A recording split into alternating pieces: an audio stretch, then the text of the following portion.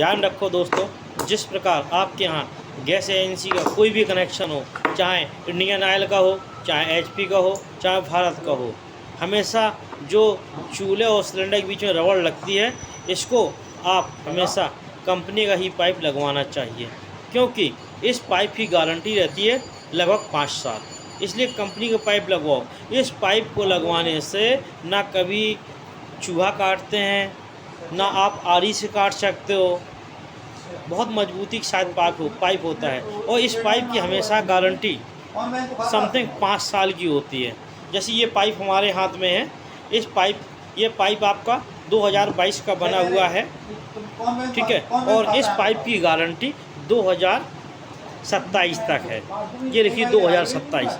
तो इसलिए हमेशा कंपनी का ही पाइप लगवाएं। अगर 5 साल के अंदर पाइप ख़राब हो जाता है तो आपको कंपनी वाले नया पाइप देते हैं, अगर चटक जाता है तो नया पाइप देते हैं।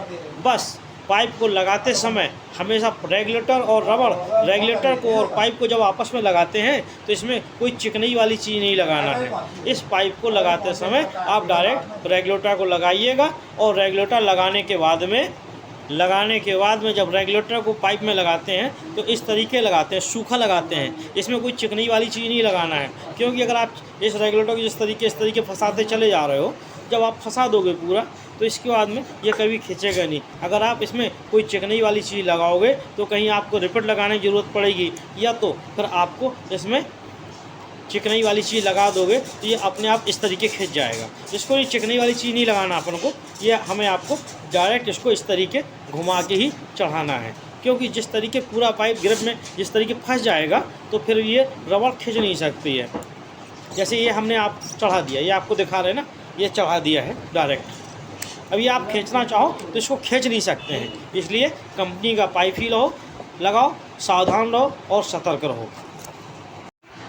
किसी भी गैस एजेंसी में आपका गैस कनेक्शन हो, चाहे इंडियन में हो, चाहे भारत में हो, चाहे एचपी में हो, ध्यान रखो, जब भी गैस एजेंसी का होकर आपके घर में लेकर के आए तो उसको हमेशा लीकेज चेक कराओ, और लीकेज चेक कराने के बाद में उसमें देखो, उसमें जो एक पिन लगा होता है, पिन तो नहीं टूटा है।